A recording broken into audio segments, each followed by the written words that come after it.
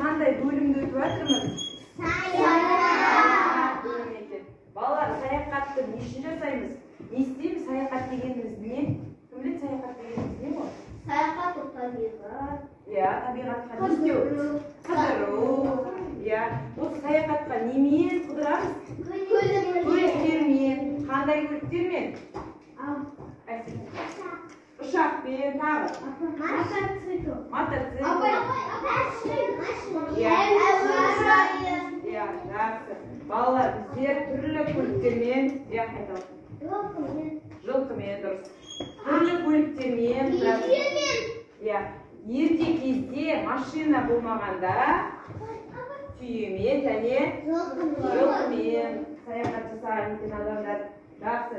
Енді осы жерде әуе көлігі қайсысы? Ұшақ. Яғни мына көліктердің ішіндегі бұл ұшақ несі? Тезі, жылдамы. Енді бүгін балалар сіздер ұшақтан басқа да көлікпен танысасыздар. Яғни сендер бүгін ғарышқа саяхат жасайтын боласыздар. Саяхат ғарыш әлемімен танысасыздар. Жақсы балалар, қазір ғарыш әлеміне саяхат жасайық. Бүгін біздер ғаламшарлармен танысамыз. Енді бүгінгі сабағымыздың тақырыбы ғарыш әлемі. Сабағымыздың мақсаты астрономияның ғарыш туралы ғылым ретінде сипаттайтын боламыз. Енді сендерге мен жұмбақ айтайын. Таңмен көзін ашады, әлемге нұрын шашады. Ерасы дәресі күн екен. Келесі. Орақ болып туады, табақ болып тынады. Бұл өтер айтамыз. Күндіз бәрі қашады, түнде аспанды тасады.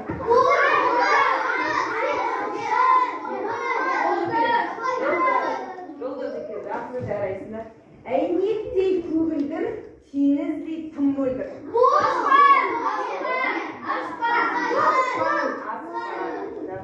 Жарайсыңдар. Күн деп атсыңдар, ойланамыз жұмбақ бетінде. Не істейді адамды ойландырады. Көгілдір дегенсін біз ойлануымыз керек. Күннің түсі көгілдір ма балалар? Көгілдір ма? Жоқ. Енді балалар маған қараймыз. Бізде күнді осы 8 ғаламшар айналады екен. Мені мұқият тыңдап алыңдар, сосын қазір менің сұрағыма жауап бересіздер. Біздің күн жүйесін 8 ғаламшар айналады екен. Енді әрбір ғаламшармен қазір сендерді жеке-жеке таныстырып шығайын. Бірінші біздің күн жүйесіне өте жақын орналасқан және өте ыстық кішкентай ғаламшарымыз бұл Меркурий. Одан кейінгі екінші ғаламшарымыз бұл жарқырап тұратын таңертеңгі таңғы 3-дің уақытында бізге көрінеді екен жарқырап. Бұл шолпан деген ғаламшар. Ал үшінші ғаламшарымыз бұл біз тіршілік ететін жер, яғни оның қасында кішкентай көріп тұрмыз ба, ол жердің серігі ай. Төртінші ғаламшарымыз бұл Марс, бұны қызыл ғаламшар деп айтады, өзінің түсіне байланысты да. Ары қарай, бұл осы 4 ғаламшарды біздер ішкі ғаламшар деп айтамыз. Ал мына 4 үлкен ғаламшарды бұл сыртқы ғаламшар дейміз. Юпитер ең үлкен ғаламшар. Күннен алыстаған сайын бұл ғаламшарлар толқындай бастайды екен. Одан кейінгі Сатурн, бұл сақинасы бар ғаламшар. Бұл осы сақинасында дауылдар үнемі болып тұрады екен. Енді одан кейінгі біздің ғаламшарымыз Уран. Уран бұл ең суық ғаламшар.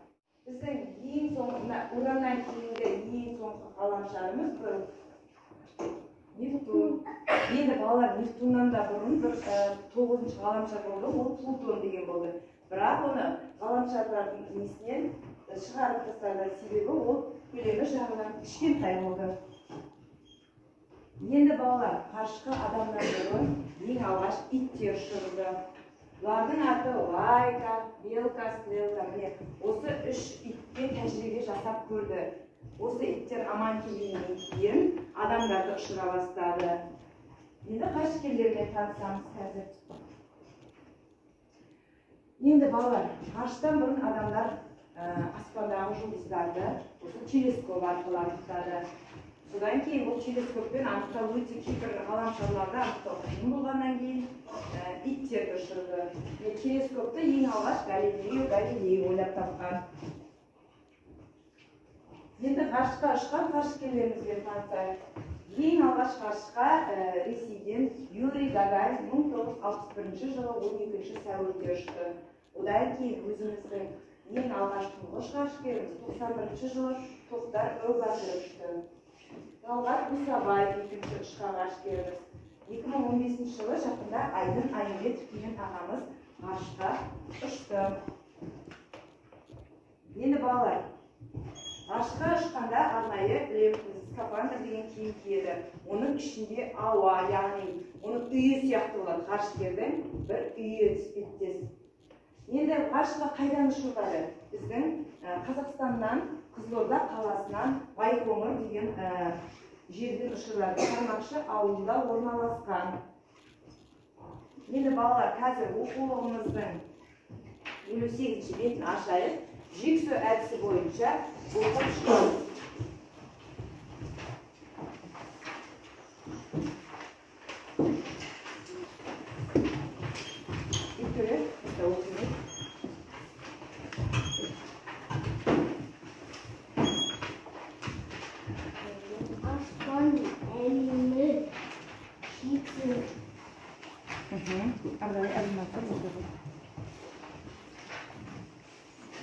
Aspal denilere gün, yıldız, ay, Anlat. Isının beri karışık koraydı. Aymen yıldız tünce jarkırap görünüp turады. Aslan elimi astronomiya ғалымы зерттейтін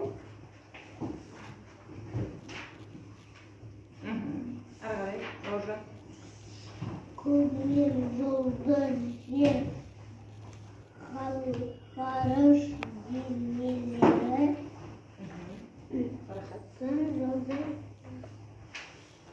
күнді Biz ғаламшар айналып. Жақсы, бөлшектер қалай? Ғаламшарлар әртүрлі жер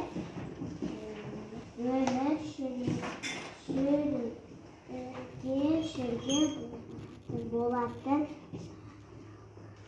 жалғыз ғарыш денесі. Мариям, оқи ғой. Ғарыш денесі. Ғарыш денесі. Ары қарай оқы, әне астына жаңа сөйлемді оқы. Уран ең суық ғаламшар. Ары қарай оқи бер. Және Нептун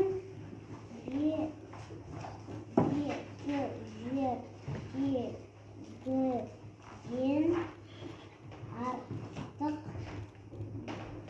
емес. Жақсы балалар. Сонымен аспан әлемі қандай екен? Шексіз, үлкен екен. Енді аспан денелеріне нелер жатады? Күн, жұлдыз, ай, ғаламшарлар. Жақсы, жарайсыңдар. Енді қандай денелерді біз көзбен көре аламыз? Аспан әлеміне. Шолпан көре аласыз, жақсы ғаламшар. Күнді, ай, жұлдыз,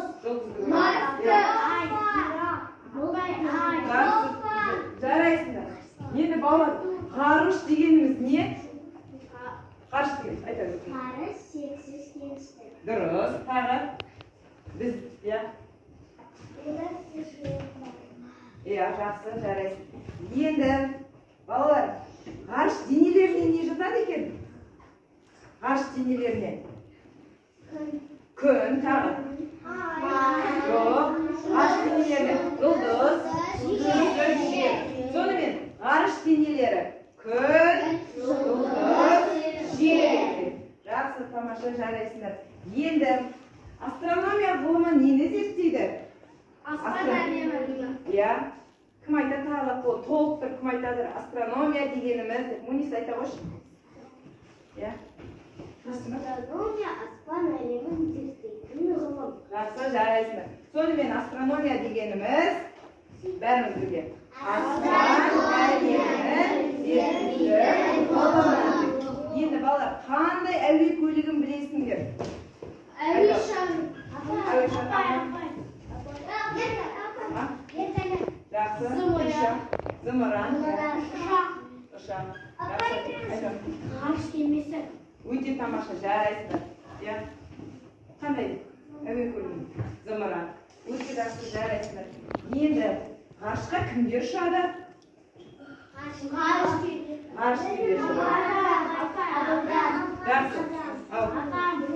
Дұрыс айтасыз, тамаша, білім алды. Жақсы. Жақсы, ит ұшады. Енді ғарышқа не үшін ұшады? Зерттеуге аспан әлемін. Демалуға. Аспан әлемін зерттеу үшін ұшады екен. Жақсы. Айта ғой, қосасың ба? Аспан әлемін білу үшін білу үшін аспан әлемін толық зерттеу үшін ғарышқа ұшады екен. Жақсы балалар. Енді мына ғарыш келді, білеміз бе? Юрий Гагарин. Жақсы.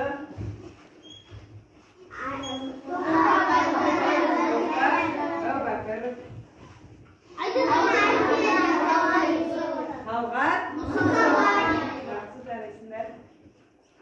Енді балалар, сендерге қазір мен тапсырмалар беремін. Бірінші топ.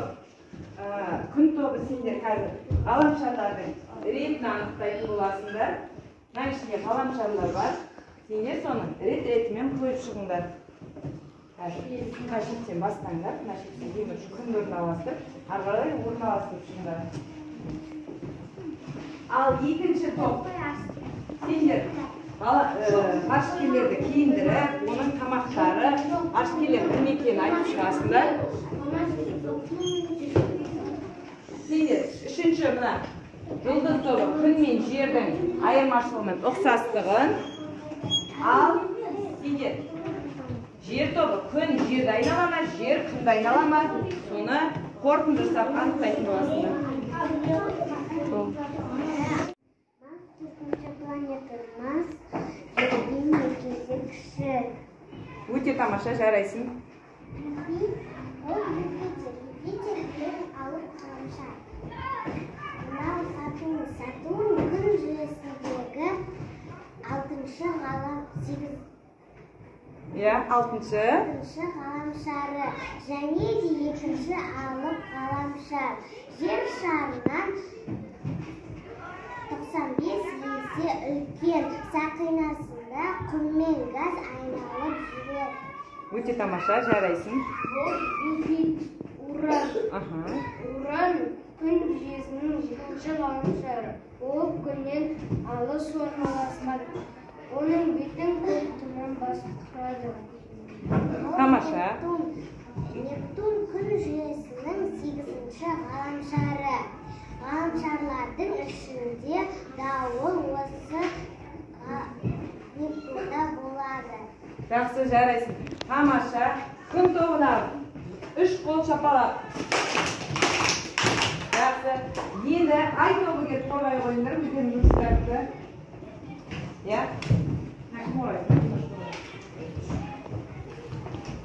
Жақсы, келіп. Тапсыра қой.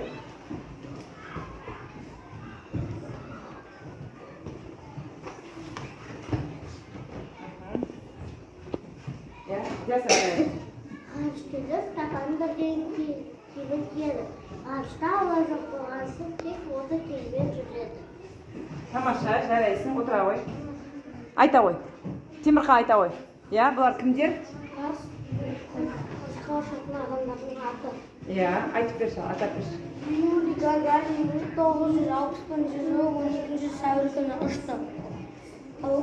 Тоқтар Әубәкіров Қазақстанның ең бірінші ғарышкері. Тамаша. Талғат Мұсабаев. Айдын Айымбетов. Өте тамаша, жарайсың, Темірхан, отыра қой. Космоста мындай тамақтар Borç kastığa saydım tamamda jiydi. Borç kastırdı. Өте тамаша, жарайсың, отыра ғой. Жарайсыңдар. Жақсы, Гүлшат. Шықтың ба? Жақсы келе ғой. Енді балалар, сендердің сұрақтарың қандай еді? Мариям, оқи қойшы.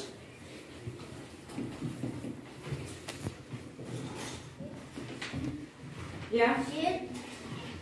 Jер күнді айналады ма, әлде күн жерді айналады ма? Жақсы, сендерден сұрайды, жер күнді айналады ма, әлде күн жерді айналады ма? Ал қарап көрсетіңдерші, қалай айналады екен? Ya. Сендер не айналады дедіңдер? Ya, жер нені айналады? Жер күнді айналады. Жақсы, айналып көріңдерші ана күнді. Міне, күн тұр. Ya, жақсы. Ya. Тамаша, жарайсыңдар. Жақсы, жарайсыңдар, отыра қойыңдар. Сонымен балалар, жер күнді айналады екен. Тамаша. Келесі. Жұлдыз тобы. Кеп диаграммасы қорғай қойыңдар. Димаш кеп ұстап тұр. Кім? Ақберен айта қойсын. Жақсы. Күн қызуы өте ыстық. Жерде тіршілік бар. Екеуі дөңгелек ғарыш. Жақсы, екеуінің ұқсастығы, екеуі де дөңгелек, екеуі де ғарыш екен. Тамаша, жарайсың, отыра қойыңдар. Енді соңғы екі топқа 3 қол шапалақтай қойыңдар. Жақсы, бала топты жұмысты жақсы орындаған үшін 1 жұлдыз ала қойыңдар. Өз топтарына біреуін ала қойыңдар. Жақсы, ары қарай балалар.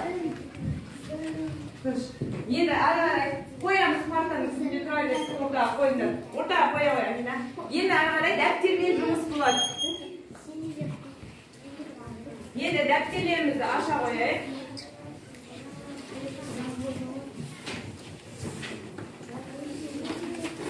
Уколымызды жабамыз, дәптерімізді ашамыз.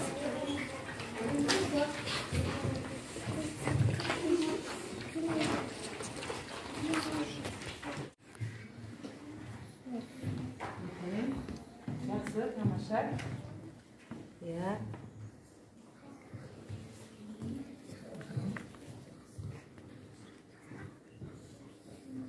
Aynen.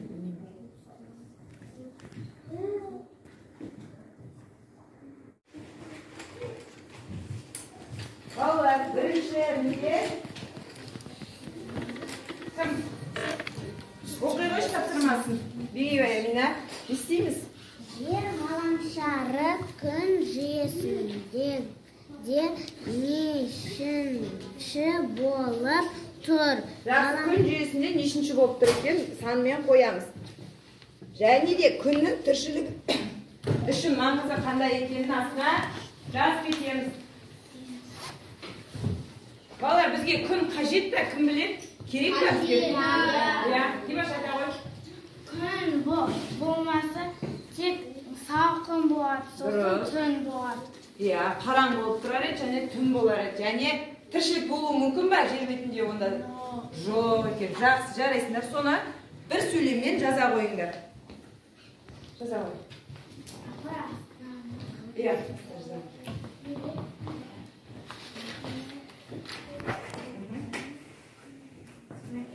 Ретін белгіледік. Өте тамаша. Барлығымыз ғаламшарлар. Апа, дұрыс па? Қазір қарастырамыз. Тамаша. Енді күн болмаса, не болуы мүмкін жерде? Соны өз ойыңды жаза. Қараңғысы. Жақсы, беріңіз.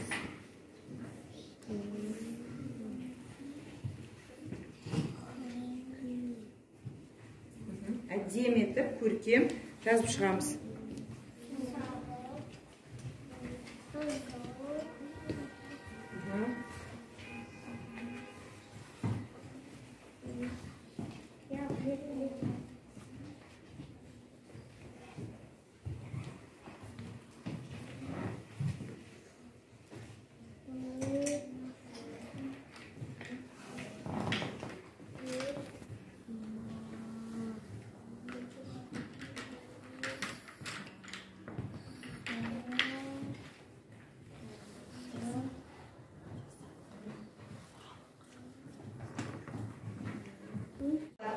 Енді бірінші тапсырманы орындап болсақ, жақсы бір чат оқи қойшы өзіңдікін. Жоқ, мына не орындағаныңды оқи қойшы маған. Иә? Күн болмаса өте салқын болады. Жақсы, өте тамаша. Барлығымыз да жақсы жазыппыз. Енді екінші тапсырманы оқи қой. Ғарыш денелерін тауып қоям. Балалар, біздер ғарыш денелерін не істеуіміз керек екен? Табуымыз керек екен. Ал ғарыш денелерін айтайықшы. Күн, жұлдыз, жер. Яғни қазір сіздер қандай суреттерді бояйсыздар? Күн, жұлдыз, жер. Ал іске сәт боя қойыңыздар.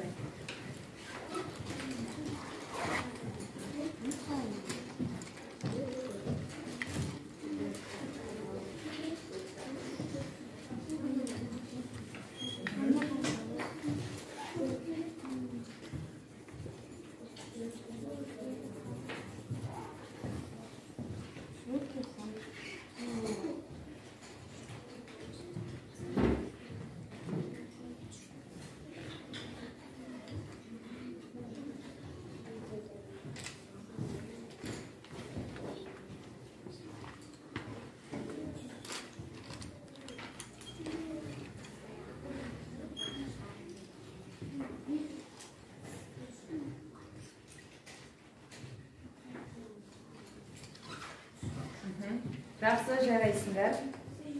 Иә, нұрперзент бояп болыпты. Көрсете қой. Иә, ғарыш денелеріне не жатады екен ғой? Нұрперзент айта қой. Асты денелер. Күн, ай. Сосын? Жұлдыз. Жақсы, жарайсың. Тағы мына не? Не бояп қойсын? Жер. Жер. Тамаша, жарайсыңдар балалар.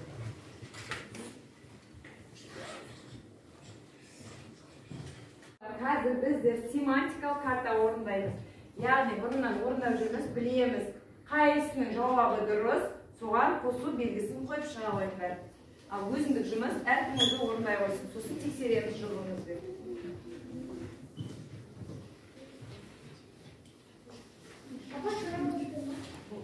Карандашпен де болады я.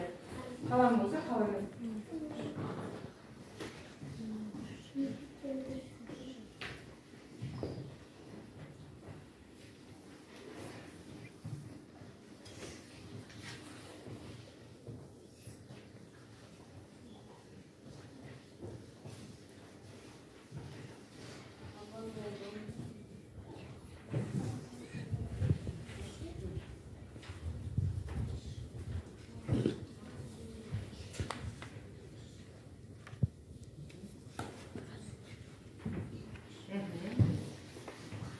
Ерсұлтан болыпты. Ерсұлтан оқи қойшы.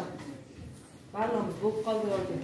Ең үлкен ғаламшар ол Юпитер.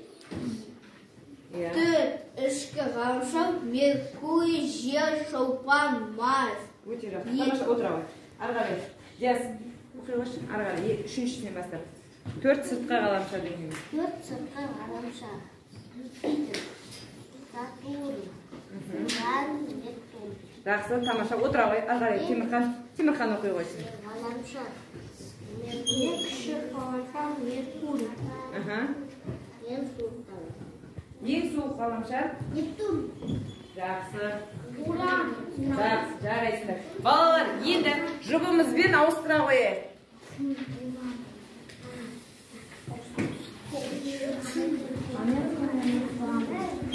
Жұптарымен ауыстыра қойыңдар. Қазір тексереміз. Ауыстырып болдық па? Енді маған қарай қойыңдар. Маған қарай қоямыз барлығымыз. Егер де ең үлкен ғаламшар Юпитер деп тұрса, мына қасына қосу қойып қойыңдар. Ол жұптарының дұрыс орындады деген сөз. Төрт ішкі ғаламшар Меркурий, Жер, Юпитер, Марс деп тұрса, оған қосу қоямыз. Төртеуін де белгілеу керек. Төрт сыртқы ғаламшар.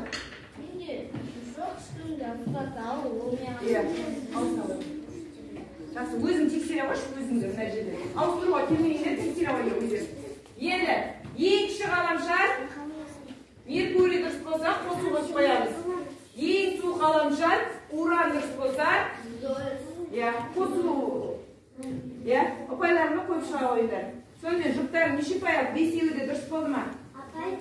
Тебе қате болды ма? Жақсы. 3 ұпай мына жерде 3 ұпай деп ұпайын жаза қойыңдар. Жақсы, жарайсыңдар.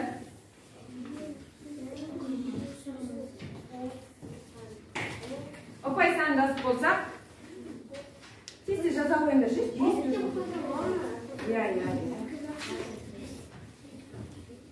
Енді балалар 5 ұпай алған балалар қолдарын көтере қойыңдаршы, мен дайынмын дегені. Кім 5 ұпай алды? 5 ұпай алғандар, 5 ұпай, 3 ұпай алған бұқандар. Көтереміз мен дайын деген жағын. Жақсы, тамаша. Мұниса, сен неше ұпай алдың? 5 ұпай алдың ба? 4 ұпай, жақсы. 5 ұпайлар, міне 5 ұпай. Мына топ өте тамаша орындапты, көбі 5 ұпай. Мына жақтан 5 ұпай алғандар, мынауыны көтереміз ба, дайын дегенді. 5 ұпай кім алды, қол көтереміз. 5 ұпай алғандар, қол кім раяны. Жақсы, тамаша. Жарайсыңдар, балалар, қоя ойындар. Енді 4 ұпай кім алды, қол көтере ойындар. 4 ұпай. Жақсы, міне 4 ұпай алғандар. Жақсы, жарайсыңдар. Балалар, қазір енді топтық жұмыс жасаймыз. Ай тобы телескоп қояйды, ал күн тобы сөз жұмбақ шешеді, жұлдыз тобы зымыран жасайды, жер тобы сөз құрастыратын болады. Жақсы.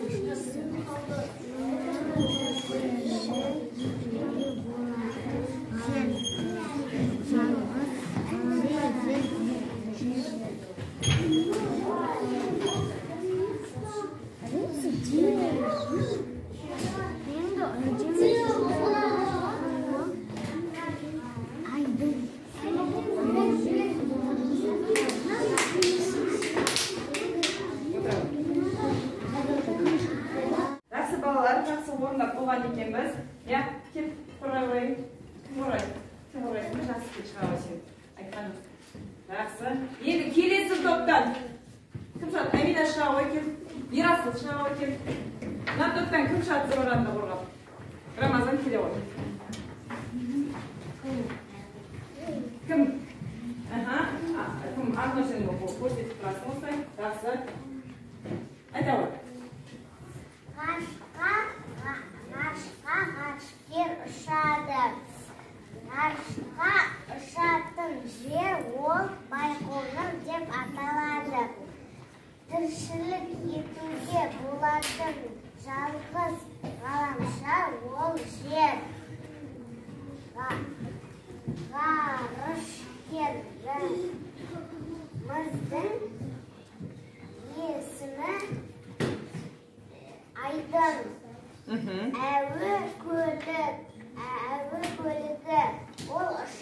Жақсы, жарайсыңдар. Міне, бірінші күн тобына үш қол шапалақ. Жақсы, жарайсыңдар. Балалар, Айдын кім ол фамилиясын білесіз ба, ғарышкеріміз? Айдан Айымбет. Айдан Айымбет. Жақсы, келесі. Қорай ғой. Телескоптегі аспан әлемі не істейді? қоршауға жасауға. Аспан әлемі не істейді телескоп? Қоршауға. Не істейді балалар? Телескоппен не істейді? Көреді сосын? Зерттейді. Дұрыс айтасыз, зерттейді екен. Жақсы, телескопты кім ойлап тапты, білесің бе жаңағы? Айтып қой. Галилей. Жер, күн, жұлдыз, аспан, ғарыш денелері. Жақсы, тамаша, жарайсың, отыра ғой. Рамазан, сендер не құрастырдыңдар? Зымыран. Зымыран қандай көлік? Соларға анықтамай өткенше ғой. Зымыран деген әуе көлігі. Онымен ғарышкерлер ғарышқа ұшады. Тамаша, жарайсың, отыра ғой. Жақсы балалар, қазір сіздер маған бүгінгі сабақтан не үйрендіңіздер? Соны айта қойыңдар. Не білдіңіздер? Кім айтады маған, кім айтады? Жақсы, реттеп, Рамазан келе ғой. Рамазан, тезде шыға қояйықшы. Мен күн мен жердің айырмашылығын және ұқсастығын білдім. Өте тамаша, жарайсың. Кәл шақырам. Мен бүгін деген Зымыя деген ғарышкерлерді апаратын білдім. Жақсы,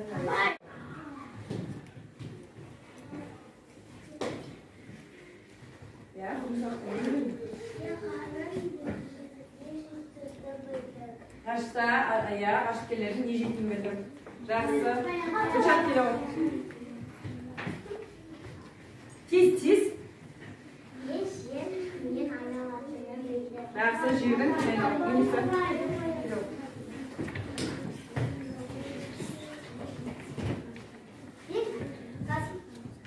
Мен ғарышкер не кетінді білдім. Жақсы, жарайсың.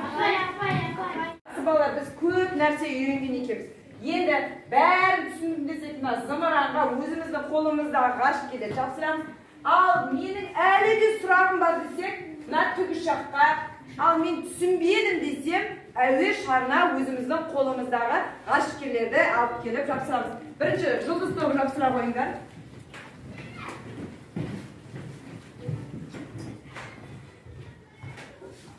Тез ақпарен бар. Ай тобы бар ма? Солар қойып қойыңдар.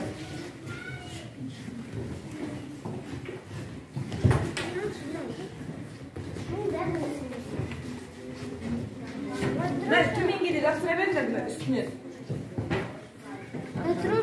Мына жерге, міне астына.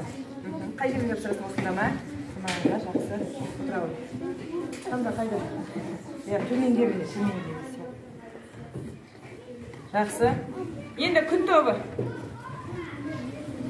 Күн тобы. Күн тобы келе ғой.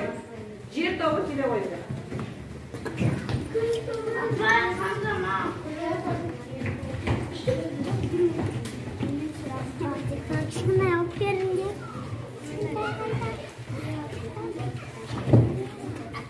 Жақсы. Қазір бәріңізде орын бар. Қайда жапсырасың?